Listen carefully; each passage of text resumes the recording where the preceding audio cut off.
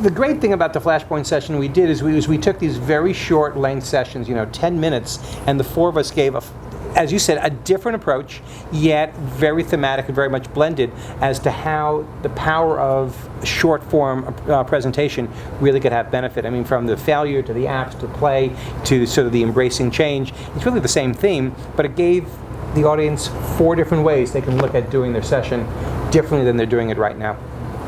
So how did you get people to participate in 10 minutes? I think people can participate in any length of time. It doesn't matter how long you have. It's seriously just thinking about what do you want the point to be? What is the purpose of the interaction, as opposed to just doing something for the sake of doing it. And in play we preach that all the time, is that you don't just do it for the sake of doing it. There needs to be a reason for doing it. And no matter how long you have, I think you can make that work as long as you think through why am I doing it, and then how do I integrate that. You really don't need that much time to get your point across, but we're so ingrained in an old school approach and explaining and going in depth that this makes you really think it through a lot differently. It's hard to give out that much information and work in any kind of interactive components without it getting completely off track. I know for me in preparing, it's always going back to the concept of beginning with the end in mind. Mm-hmm. You really have to start at the destination that you want to arrive at, and really plan it out, and really you just cut all the extra stuff. You leave it up to the MC to introduce you, and you just dive right in. And I love this format.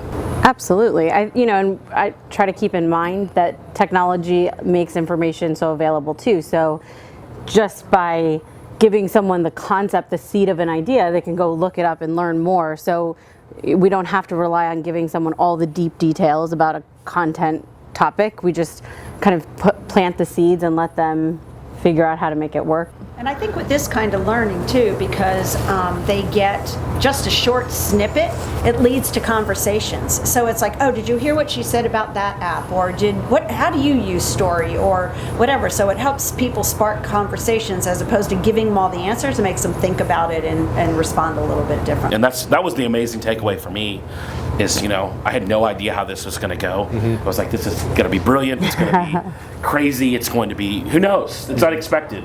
And there was something as coming into it going, man, what a ride. What is this going to happen? And no one came into the room had any idea what they were coming to experience. Yep. I think, and I think it creates a sense of wonder, like that childlike play experience. There's an edge that you don't get in a normal session. Yes. In a normal session, you're in there, you know what you're going to get, and then you have expectations. And if you don't get it, you're pissed.